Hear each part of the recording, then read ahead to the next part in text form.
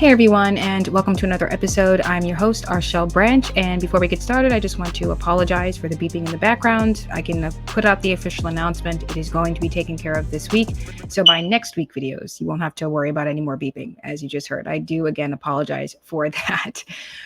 So today, you guys, what this episode is going to be about is talking about Kamala Harris and blaming President Trump for the economy. That's something, how the woman is still holding the office of the vice president, that Joe Biden is still running the country, and it's President Trump's fault for the economy. Now, before we go ahead and take a deep dive into what I really mean, go ahead and like this video. You can also subscribe to the channel if you haven't already. You can also support the channel by cash apping me at #RShelBranch. If you like the content and you want to keep this up and going, I appreciate every bit of support that I'm getting between the comments and the subscriptions. This is just an amazing experience, and I am very, very grateful to the audience that I'm building and the community that I'm creating here.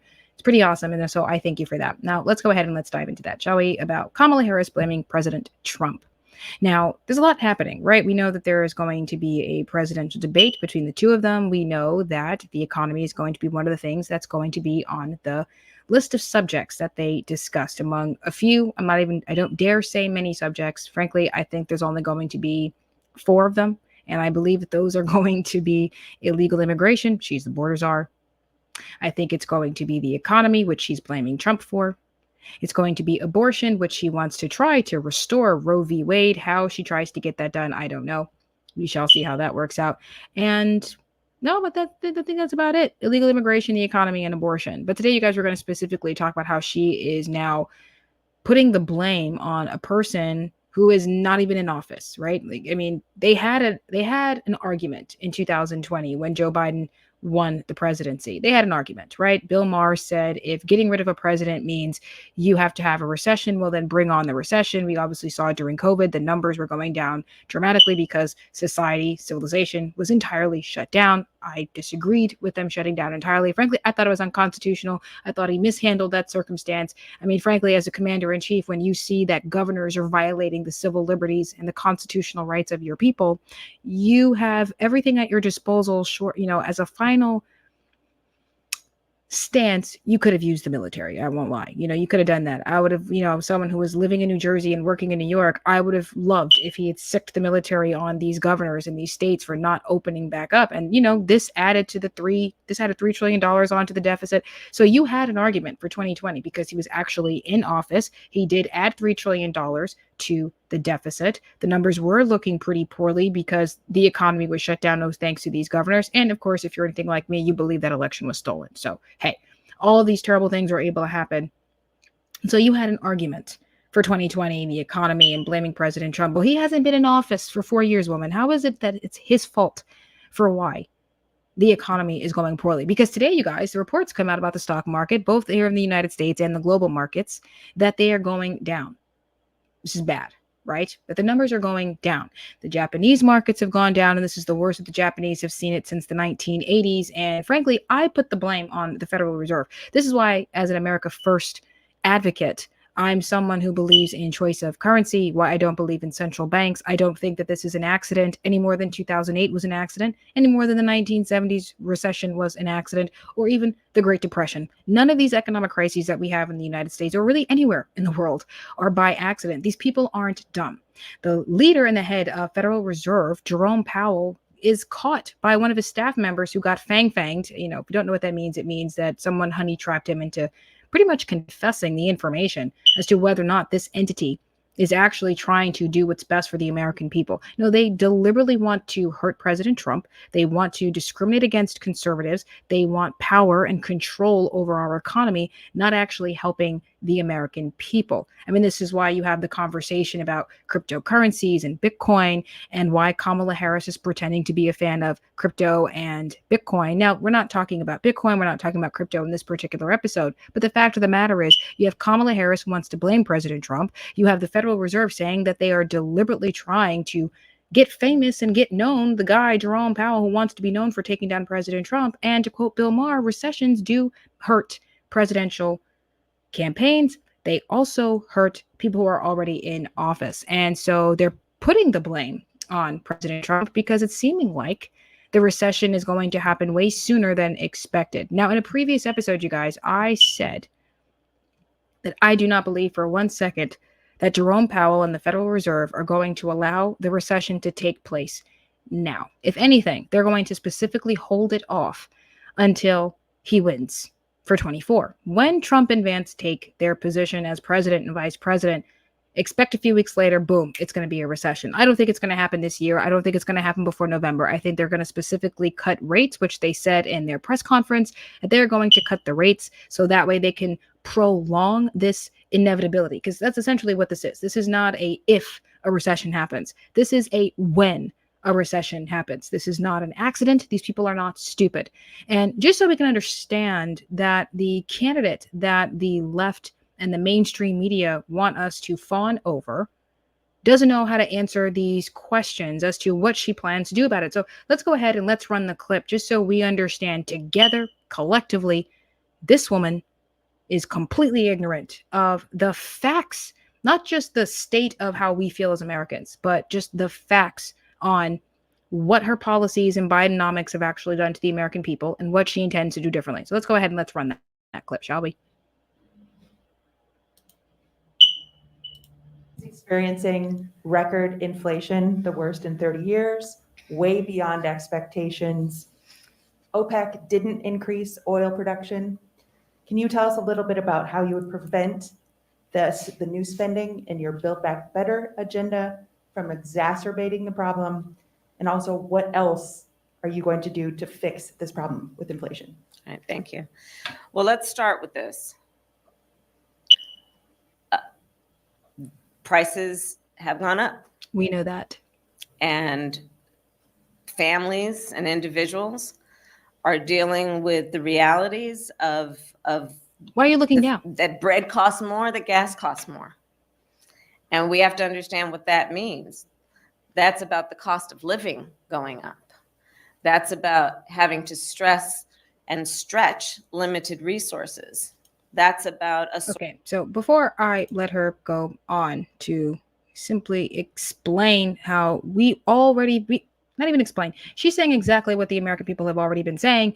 Amber Rose literally almost said the same thing on the RNC stage. You know, you go to the grocery stores, you're shocked. You go to the gas pump and you're pissed. Families are struggling. We're feeling it. This isn't about where we disagree on race, on sexuality, even transgenderism. We're simply talking about how the economy is hurting us so bad that people can barely afford their basic necessities to survive. We're not talking about desires. When the American citizen, when the American consumer is using a credit card to pay for necessities like groceries and gas, you know you got a problem on your hands. And the thing is, this isn't brand new. Americans have not just all of a sudden started to use credit cards since Kamala came out as the nominee. This didn't just happen since we entered into an election year. We have been using credit cards. I haven't.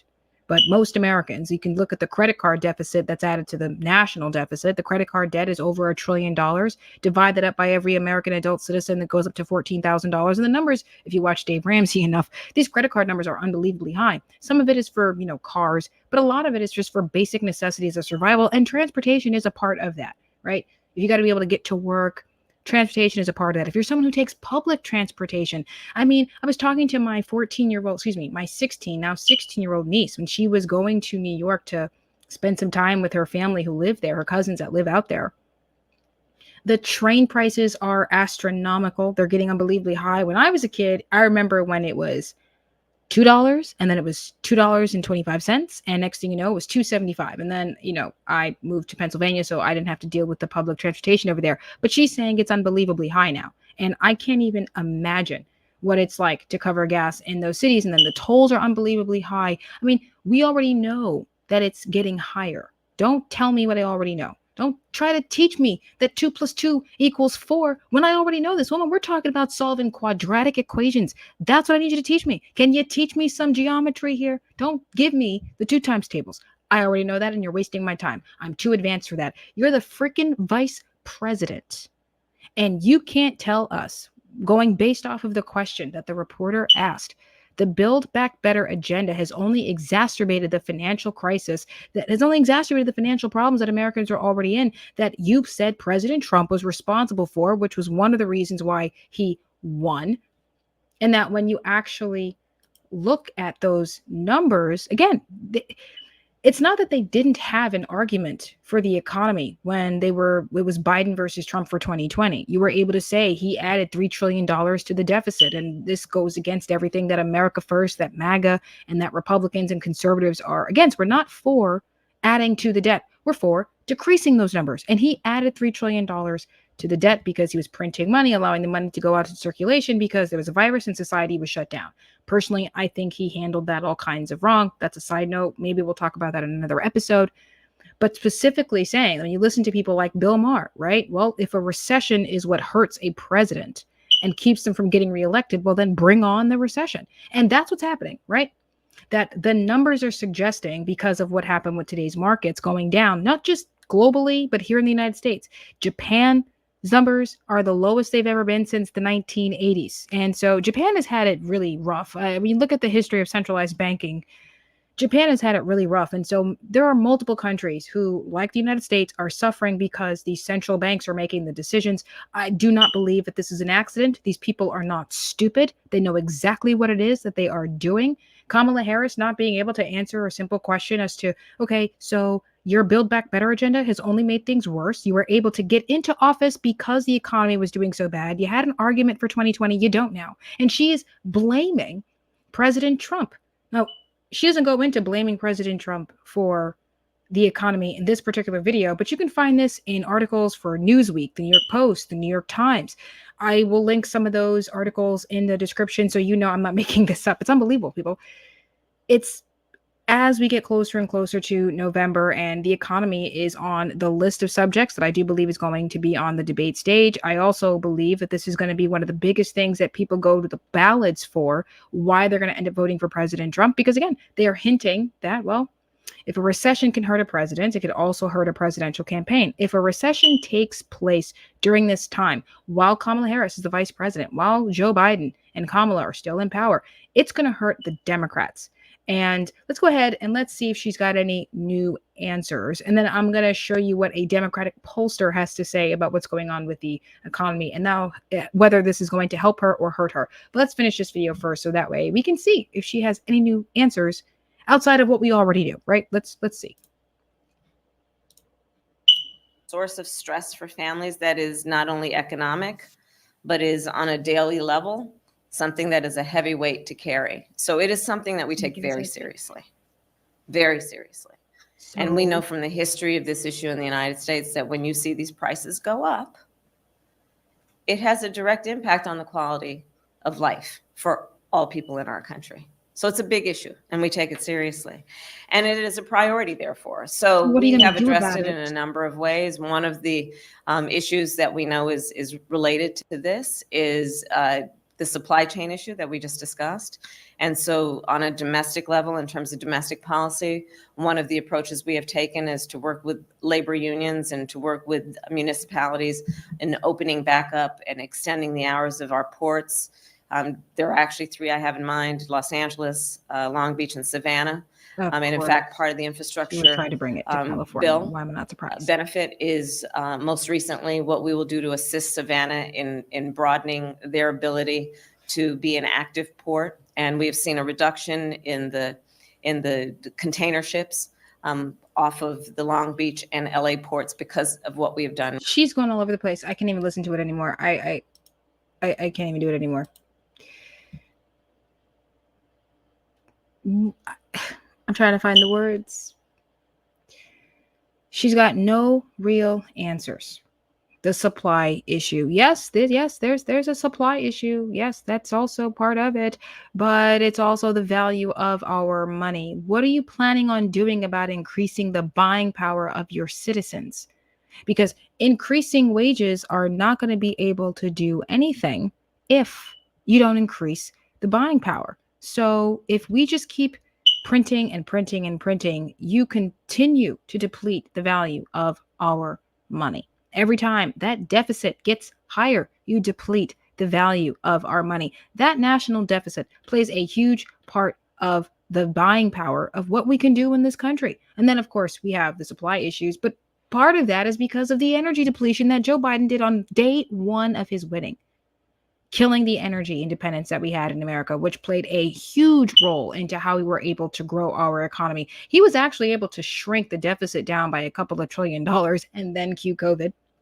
And then he added right back onto it. I mean, the fact of the matter is, under President Trump, we saw that it was possible to bring down the debt. Now, there are other things that I would like to have happen that would specifically target the Federal Reserve and their actions of this, but he did prove that you can do something about the deficit. I spoke about that in other episodes, and we'll continue to speak about that later on, but specifically for this episode, you guys, we're talking about how Kamala Harris doesn't really have any answers. And you've got people in the comment section saying that I'm just on the Trump train, that I'm not paying attention to what Kamala is really trying to do. She's had 4 years in office. She's a vice president. And rather than her and Joe Biden actually doing something to help the American people afford the cost of living, like getting rid of the illegals and stop giving free money to them, and actually doing something about increasing the buying power of our money, allowing the energy to flow so that way innovation could take place, that way the money could circulate and people could make money, letting people build so that way they can get their homes and they can build businesses and they could buy business if that's what you want to do. I mean, under Trump, there were so many options because the economy was booming that those numbers went down dramatically under Joe Biden. And the idea here is that if a recession were to happen during this time, before the election, it would hurt Kamala Harris. So I'm going to play you guys another clip. This is a Fox News clip from Fox Business, I believe it is, possibly. I think this is Fox Business. But to be honest with you guys, this is not saying anything new. That as someone who is interested in the history of the Federal Reserve and the history of financing and economics in America, this is not surprising to me. Recessions hurt candidates. It hurts presidencies. And so let's go ahead and let's run that clip so we can continue this conversation and see where my head is, right? Let's go ahead and let's do that. It goes without saying that an uphill climb for John McCain against Barack Obama at the time was made even all the more so by this free fall in the economy of the United States and the markets. Didn't help matters any. If we have something like that again, couldn't it put the same pressure on the Democratic incumbents in control of the White House? Absolutely. Already, Neil, as we sit here today, Donald Trump and the Republicans lead Kamala Harris, Joe Biden, and the Democrats on handling the economy by 20 points. And Joe Biden's ratings on handling inflation are below 35%. So if we get a recession, even the beginning of a recession, that will hurt Kamala Harris and help Donald Trump. And it doesn't even have to be as extreme as we saw in 2008 and 2009 for there to be enough political benefit to put Donald Trump over the top in a very close election. And there you have it, folks. That if a recession were to happen now, this would hurt Kamala Harris and the Democratic Party. I think entirely. I think this would hurt the entire Democrats, and this could lead to a red wave if there were to be a recession, because that's pretty much what you saw when Obama took office. People were so over Republicans because of what Bush had done to the economy that Democrats swept. That's what happened, right? Obama became the president and he was running on hope and change. In the debates between him and John McCain, he was talking about what went wrong, trying to get to funnily enough, the root cause of how those happened, trying to solve the short term without hurting the long term. I mean, he said everything that was right? This is pretty much what it was. And he didn't do all that well, but this is one of the reasons why he was able to win in the first place. A Republican and conservatives were blamed for what happened with the economy. And so people went out and they voted for Democrats because they wanted something different. Maybe we won't have so many wars. Maybe the economy is actually going to grow, and they didn't get anything different. They got the same thing, only with a blue tie instead of a red one. And he was a black guy instead of a white guy, right? That's what happened. Whereas now you look at the differences between the Joe Biden presidency and then what was under Trump's presidency. It's a vast difference, right? During Trump's presidency, everybody was complaining, oh, he's a racist, he's a sexist, he's all these terrible things, he's a xenophobe, all the nonsensical stuff that really only a first-class civilization can find problems with. The tweets. Oh, his tweets are so mean. The tweets are so mean. If that's all you're complaining about, then you really have no problems. Okay? That if your only issue with the person in charge is that his tweets are mean, then you have no problems. Because now look what the problems are, right? The economy is turning into trash. We're actively being invaded at unbelievably high scales. I mean, my goodness, people, we're actively being colonized. Ask yourself this question. Do you honestly think that if the Native Americans had any inkling of what the British colonizers were planning on doing, taking their land, taking their property, that they would have shown up with the turkey?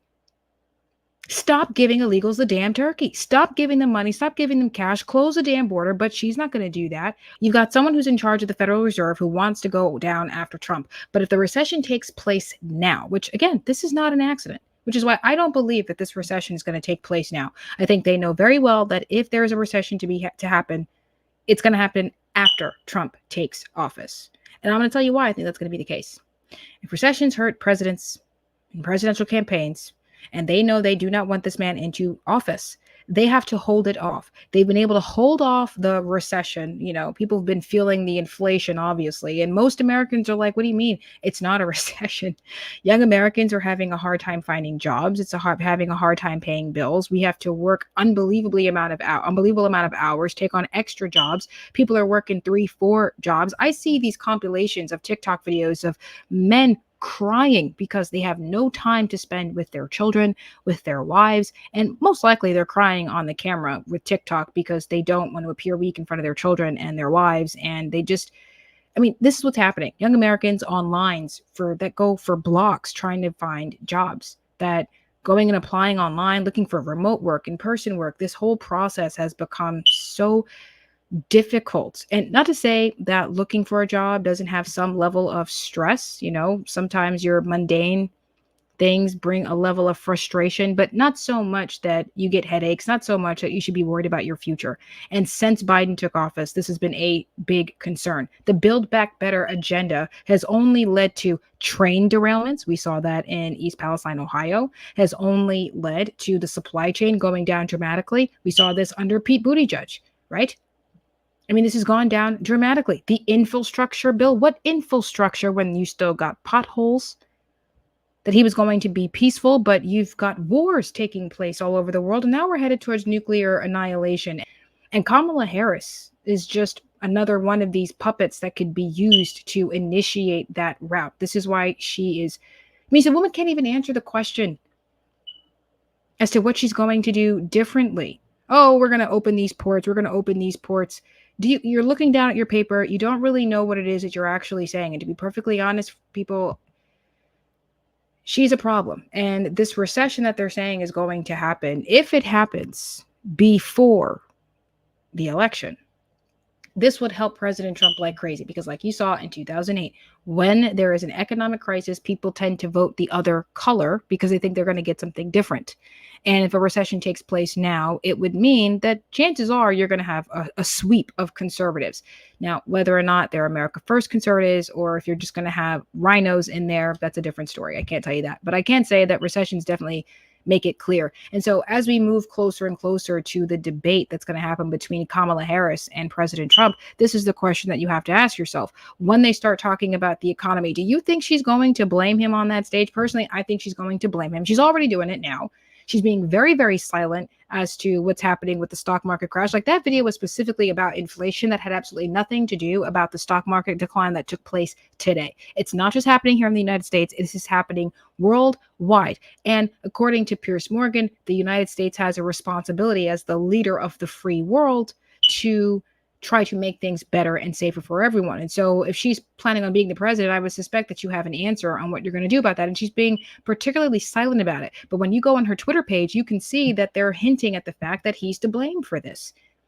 And so, okay, but why? You had an argument in 2020 because he was literally still in office when that debate happened, when the economy was going in the wrong direction because of the COVID virus. I mean, he had a response to that, but still, you had an argument why you could blame him for the economy. You don't have that today. Woman, you are still the vice president. He is still the president. Bidenomics is still active today.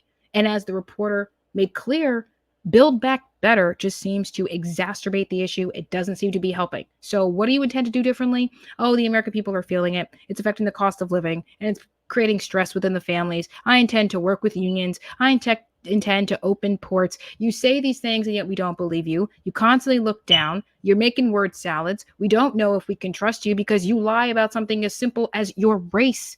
that why should I believe anything that you say, even if you can be coherent in your sentences and trying to explain how you're going to be better for the economy? I mean, this woman is inadequate in every single way. She's not trying to help. And as far as a recession goes, yes, if it happens now, it's going to be better for President Trump, for the campaign. But let's look at how morbid even that statement is, right?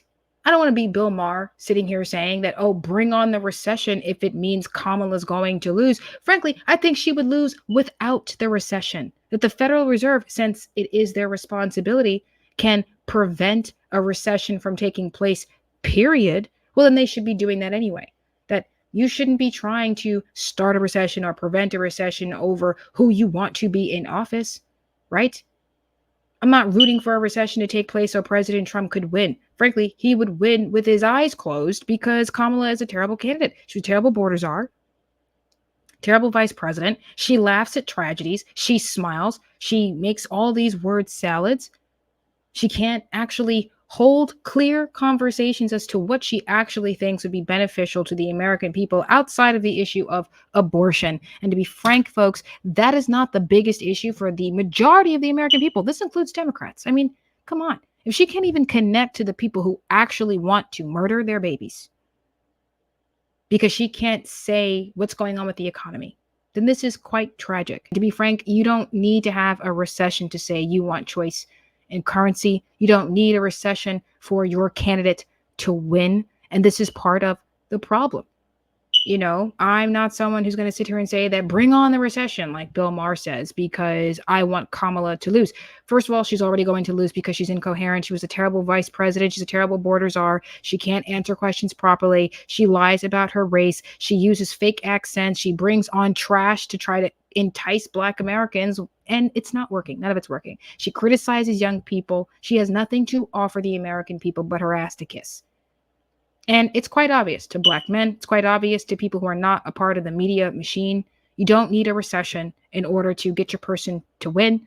But again, what I think about this is completely irrelevant, at least the Federal Reserve, because to be honest, I don't think it's going to happen this 2024. I think it'll happen when he wins.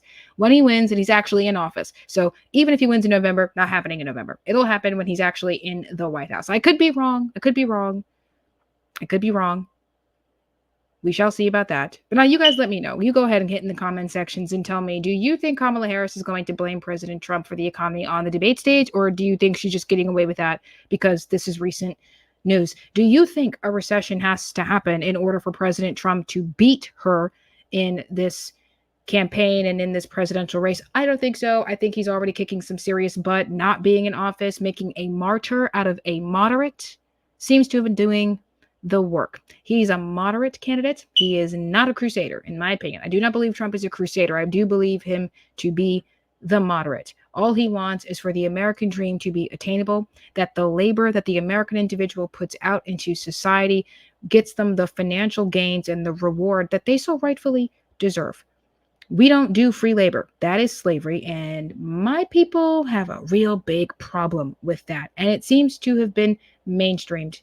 Young people feel like their futures are a complete waste of time, that family and children are a part of a dream that they will never have. And let me know again in the comments, do you think that this country needs a recession in order for Trump to get into the White House? Or do you think he could just beat Kamala Harris because, well, she's Kamala Harris? This woman is deceitful, dishonest, and I just do not believe she's going to be the right person for the job. But this is really the whole point, you guys, that for me and my channel, we serve the Lord first. A lot of these things could just be distractions. I do think that it's important for people to know the history of what it is that we're actually up against, and that these distractions that we're dealing with, Kamala Harris, a problem. She's a serious problem for the American people. If she wins, my goodness, what does that mean for the American people? What does that mean for your bank accounts? If you're someone who has a 401k, what does that mean for your savings? You know, this is what this gets to be, that in that video, and I'm going to put a link to the video that I just showed you with Fox News, that as that video goes on, that the net worth that people would have built over time is going to be slashed in half. What does that mean for the buying power? What does that mean for young Americans like myself, for Gen Zers, for the next generations coming up? What does that mean? How do we deal with this? And what's going to happen on the debate stage when this is obviously going to be a big part of the debate as relates to the economy? I think she's going to blame him on the stage, and he's going to have his comebacks, because there may not be audiences because, you know, they're kind of whack for that. I do want the crowds to come back there, but we'll see how this plays out on the debate stage. Thank you all again for watching. Subscribe to the channel, like this video, share this video so that we can keep having the conversation in the comment sections and try to, get this community growing and really just trying to educate as many people as we possibly can, not just what's going on with the presidential election, but how the economy and this war that we are in with the Federal Reserve is playing a huge part in affecting our daily lives. I think it's important that the American people know what's going on with our money, with our policies, and which candidate is going to be the best person to implement the right ones to help our country. So thank you again for watching. Kepla, God bless. You can also support this channel by Cash Apping me at #RShellBranch. I will put the QR codes if you guys would like to just scan it and support that way. It will be at the top of the page for my channel. So thank you all again for watching. God bless. Have a good night. Thank you all.